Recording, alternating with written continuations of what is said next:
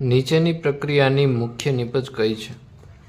તો આ પ્રક્રિયક આપેલો છે અને પહેલા પ્રક્રિયા થાય છે Cl2 વિથ CCl4, એટલે કે અધ્રુવીય દ્રાવકમાં Cl2 સાથે પ્રક્રિયા કરાવવામાં આવે છે. તો આ Cl2 છે એ ડબલ બોન્ડના કાર્બનને ઇફેક્ટ કરશે અને બંને બાજુ છે એક એક ક્લોરીન જોડાઈ જશે.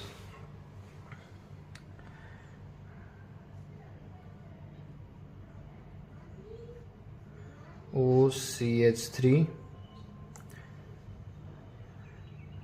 અહીંયા એક ક્લોરીન જોડાશે અને બીજો ક્લોરીન છે અહીંયા જોડાશે. ત્યાર પછી આની પ્રક્રિયા થાય છે એનહાઇડ્રસ AlCl3 સાથે. હવે AlCl3 છે એ લુઈસ એસિડ છે. તો લુઈસ એસિડ છે એ શું કરશે? તો કે એક ઇલેક્ટ્રોન યુગ્મ મેળવવાનો પ્રયત્ન કરશે.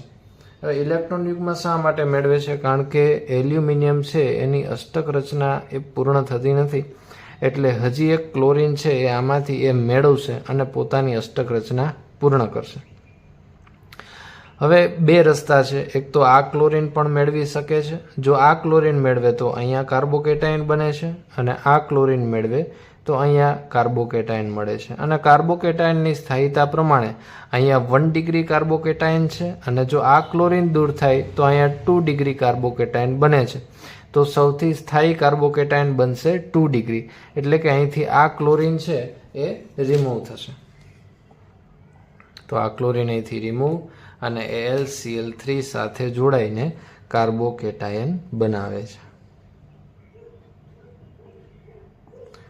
OCH3 અહીંયા આવશે કાર્બોકેટાયન અને અહીંયા Cl જોડાયેલું છે. હવે અહીંયા કાર્બોકેટાયન છે એને સ્થાયી કરવા માટે જે આ પાઈ બંધના ઇલેક્ટ્રોન છે એ સ્થાનીકૃત થશે આ કાર્બન ઉપર અને આ કાર્બન ઉપર જે ઇલેક્ટ્રોન હશે બંને ઇલેક્ટ્રોન એ કોને હેલ્પ કરશે? તો કે કાર્બોકેટાયનને હેલ્પ કરશે. એટલે કે આ કાર્બન સાથે પ્રક્રિયા કરશે અને એક નવી રિંગ બનશે. અહીંથી આપણે નંબર આપી દઈએ રિંગ બનાવવા માટે. તો રિંગની બહારના કાર્બન છે 1, 2, 3 and 4. તો 3 નંબર ઉપર જે કાર્બોકેટાયન છે પ્લસ ચાર્જ છે એ આ પાઈ બોન્ડના ઇલેક્ટ્રોન મેળવશે.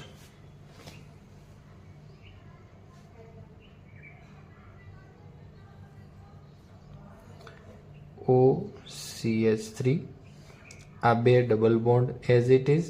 આ ડબલ બોન્ડ છે એ એના પાઈ ઇલેક્ટ્રોન અહીંયા જતા રહ્યા છે અને એક રિંગ બને છે. પહેલો નંબરનો કાર્બન, પછી આ બીજા નંબરનો કાર્બન, ત્રીજા નંબરનો કાર્બન. તો ત્રીજા નંબરનો જે કાર્બન છે એ આની સાથે જોડાઈ ગયો છે, એટલે આપણે જોડી દઈએ અને બંધ બનાવીએ.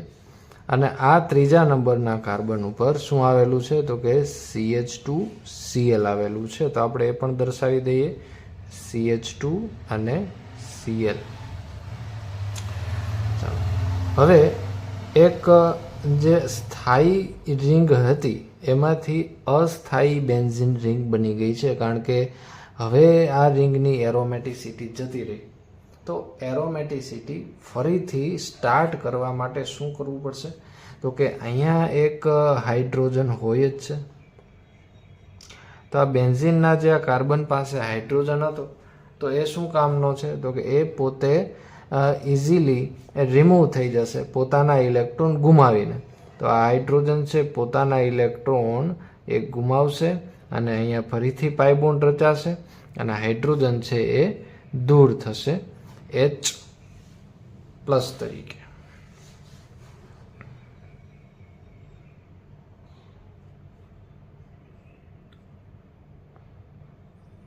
OCH3 અહીંયા ડબલ બોન્ડ બને છે.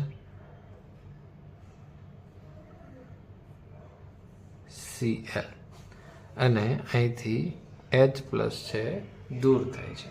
તો આપણો જે ફાઇનલ જવાબ છે અને મુખ્ય નિપજ છે એ આ રીતની મળશે.